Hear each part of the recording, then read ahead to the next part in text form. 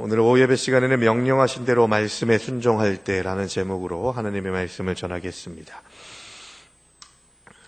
신앙생활이라는 것은 명령에 순종하는 삶을 살아가는 것입니다.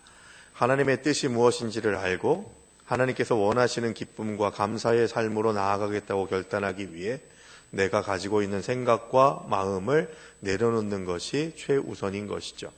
그래서 하나님의 뜻이 내 뜻을 정복할 수 있도록 하는 것이 우리가 가지고 있어야 될 신앙 고백의 방향성입니다. 마이크 좀 조금만 올려주세요. 그런 점에서 오늘 설교의 제목처럼 명령하신 대로 말씀에 순종할 때 하나님께서 부어주시는 은혜가 있음을 확신하는 것은 내가 순종할 이유가 어디에 있는지를 찾는 대단히 중요한 질문인 것이죠.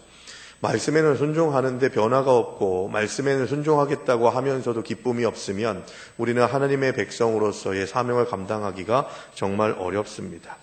출애굽의 여정은 바로 이스라엘 백성들이 노예 공동체에서 하나님을 예배하는 예배 공동체로 변화시키는 과정이라고 말씀을 드렸죠. 왜 이스라엘 백성들이 출애굽하게 되었느냐? 바로 하나님을 예배하는 자, 절기를 지키는 자가 될 수 있도록 하시기 위해서 그들을 변화시키시기 위해 땅도 다른 곳으로 안내하시고 가나안 땅으로 이주하게 하신 것입니다. 그러면서 계속해서 이스라엘 민족들을 가르치시고 교육하실 때 가장 중요한 방점은 뭐냐? 내 뜻대로 행하라. 그겁니다. 하나님의 뜻대로 살아가는 삶이 믿는 자들의 가장 중요한 신앙 고백인 것이죠. 그래서 18절에서 26절까지의 말씀을 보시면 하나님의 뜻대로 내가 네게 명령한 대로 이렇게 살아가라 라고 하는 여러 가지 규례와 또 법도들, 절기를 지키라 라고 하는 메시지들이 나옵니다. 하나님이 이스라엘 백성들과 언약을 갱신하시면서 유월절과 무교절을 지키고 처음 난 짐승을 하나님의 것으로 바치라고 명령합니다. 안식일과 추수한 곡식의 처음 열매를 봉헌하는 77절, 광야 생활을 기념하는 수장절을 지키라고 명령하시는데 하나님이 이렇게 절기를 지키라고 명령하신 이유는 출애굽의 은혜를 기억하라는 뜻입니다.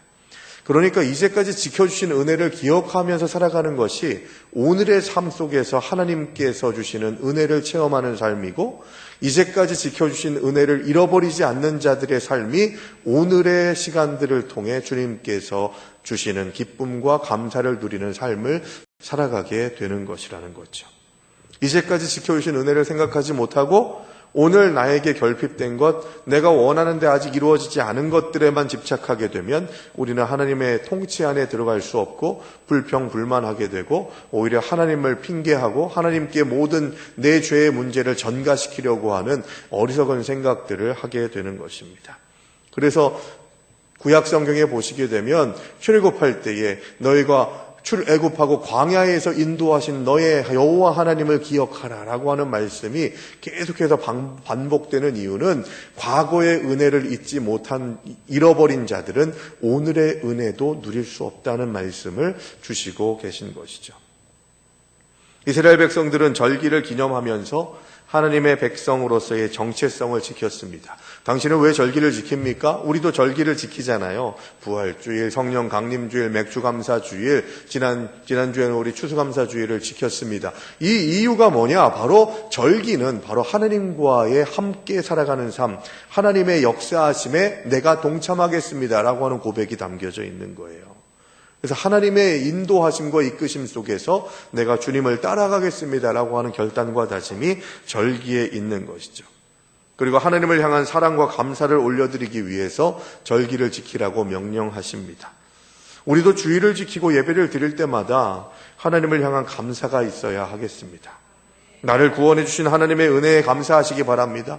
나를 향하신 하나님의 뜻이 어디 있는지 되새기면서 나를 향하신 하나님께서 내게 주신 사명이 무엇인지를 알고 그 사명대로 살아가는 것이 기쁨인 줄로 고백하면서 우리가 조금 전에 찬송했듯이 나 주님의 기쁨 되기 원합니다 라고 하는 고백이 우리들의 삶에 끊이지 않게 되기를 주의 이름으로 축원합니다.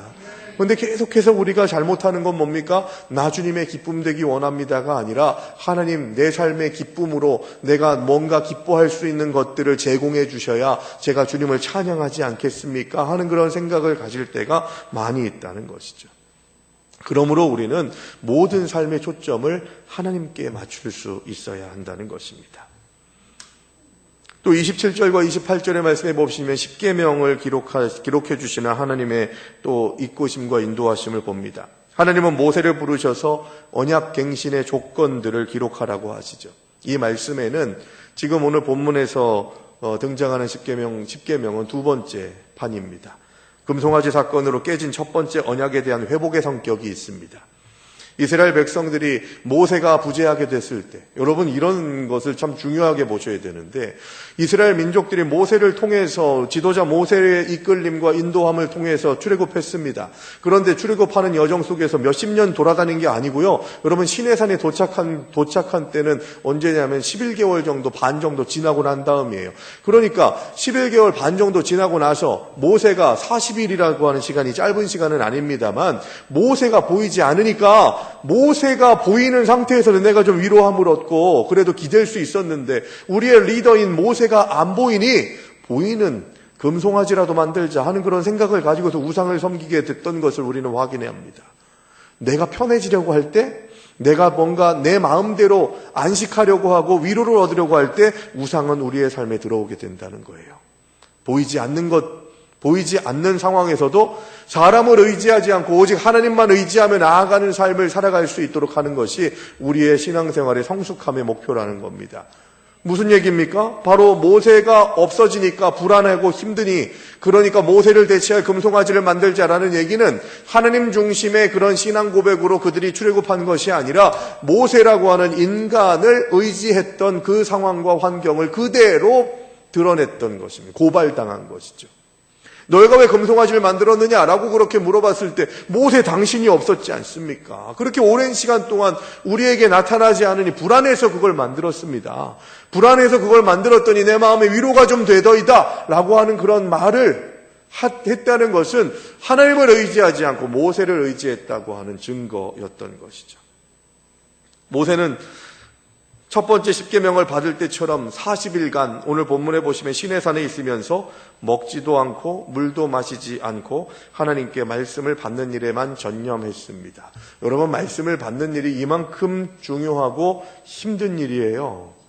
그냥 가만히 있다가 은혜되는 말씀 어떻게 나한테 오겠지 하는 생각이 아니라 40일 40야를 먹지도 않고 마시지도 않았다는 거예요.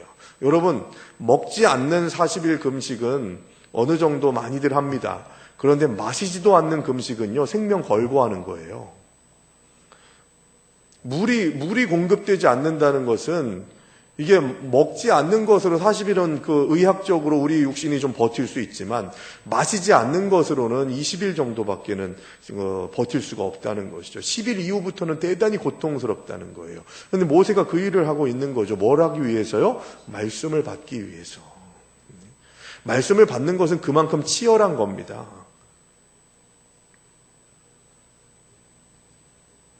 모세는 이 기간 동안에 하나님과 1대1로 교제하면서 그분의 말씀을 들었고 하나님은 직접 돌판에 십계명을 다시 새겨주십니다.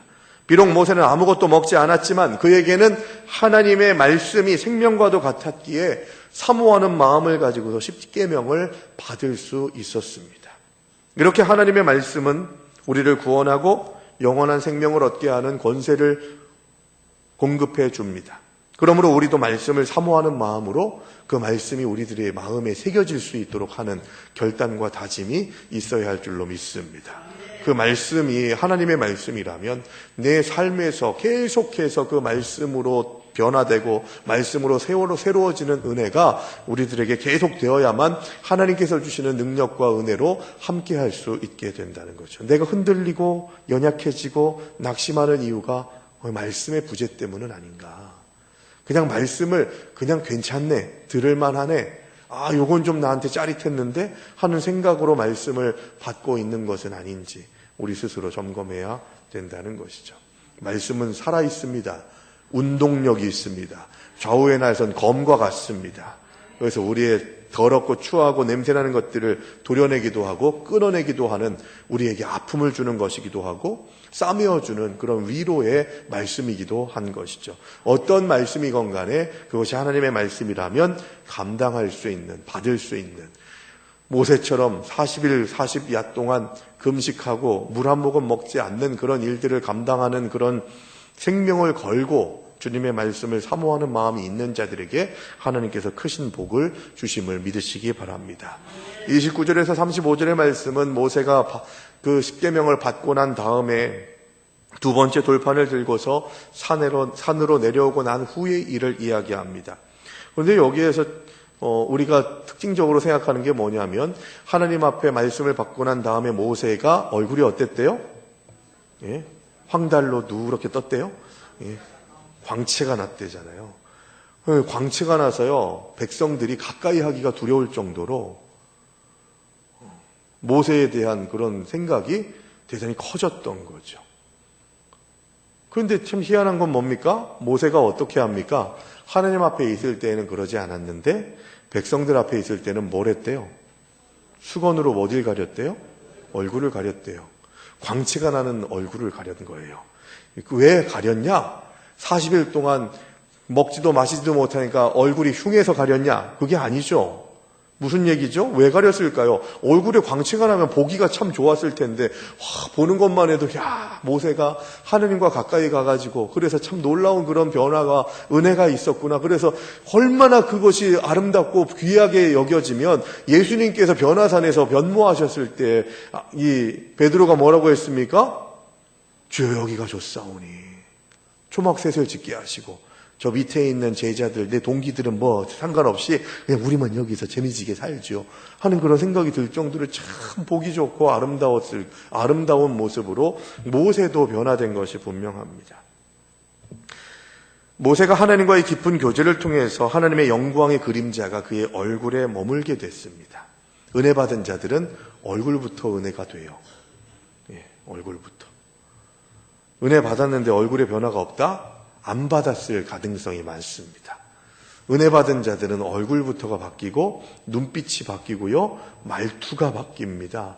마음의 상태가 바뀌어지기 때문에 은혜를 받는다는 것은 변화를 수반합니다. 그런데 모세가 하나님과 함께 있을 때는 수건을 쓰지 않았지만 나와서는 백성들 앞에서 수건으로 얼굴을 가렸어요. 이유가 뭘까요? 이거 정말 중요한 거거든요. 모세는 자신의 얼굴에 비친 하나님의 영광스러운 광채를 자랑의 도구로 삼지 않은 겁니다. 내가 드러날 수 있는 일들을 최선을 다해서 막아내는 거예요.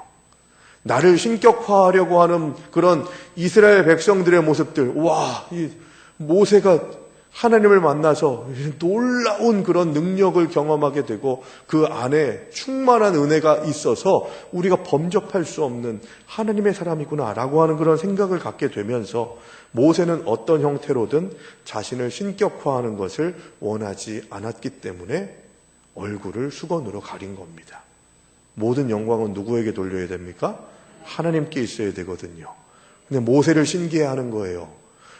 인간 모세를 따라서 가나안 땅에 들어가야 하지만 모세라고 하는 존재를 통해서 하나님의 역사하심을 봐야 되는데 모세에만 집착하는 것을 모세는 대단히 두려워했던 것입니다.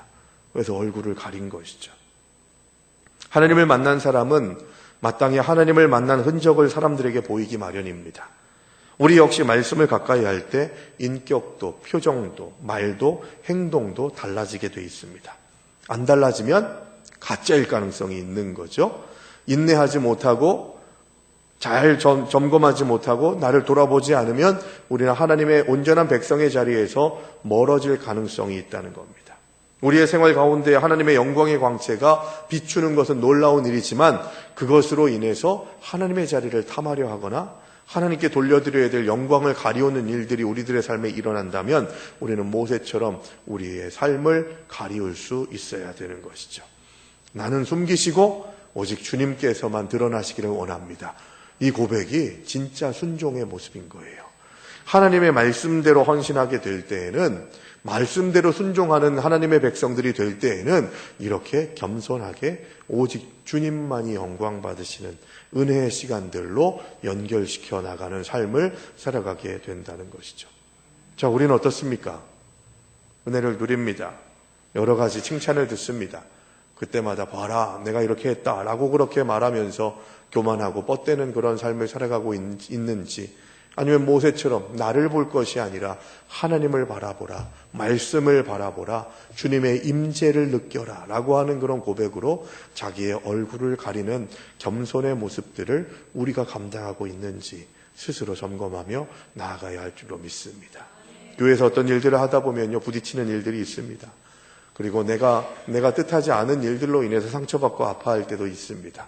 그러나 그때마다 상처 제대로 받고 저리도 나가 떨어지고 낙심하고 절망하고 금가 있는 것들을 더 벌어들여가지고 무너지게 하는 그런 일들이 우리들의 삶에 나타나지 않도록 하려면 말씀대로, 명령하신 대로 말씀에 순종하면서 주님, 나는 감추시고 오직 하나님께서만 영광 받으시옵소서 하는 고백을 가지고 나아가면, 모세 같은 이런 마음의 고백을 가지고 나아가면 하나님께서 우리를 더 크게 사용하시고 더 높여주실 줄로 믿습니다. 그래서 예수 때문에 한 번 더 참고, 예수 때문에 한 번 더 희생하고, 예수 때문에 낮아지는 자리, 희생하는 자리로 나아가게 될 때, 그때 순종함으로 인해서 하나님께서 나를 높이시고 나를 인정하시고 잔치상을 차려주신다고 하는 믿음의 고백을 가지고서 더 구체적으로 주님과 함께 동행하며 주님의 뜻을 세워나가시는 여러분들 되시기를 주의 이름으로 축원합니다. 함께 찬양할까요? 주님께서 우리들에게 주신 일들, 그것을 감당하려면 나에게 주신 사명이 어떤 것인가를 깨닫는 것이 정말로 중요합니다. 그 사명의 자리로 나아가기 위해서 나는 지금 어떤 삶을 살아가고 있는지, 어떤 선택을 하고 있는지를 생각해야 하는 것이죠. 그리고 사명에 합당하지 않은 모습은 교만입니다.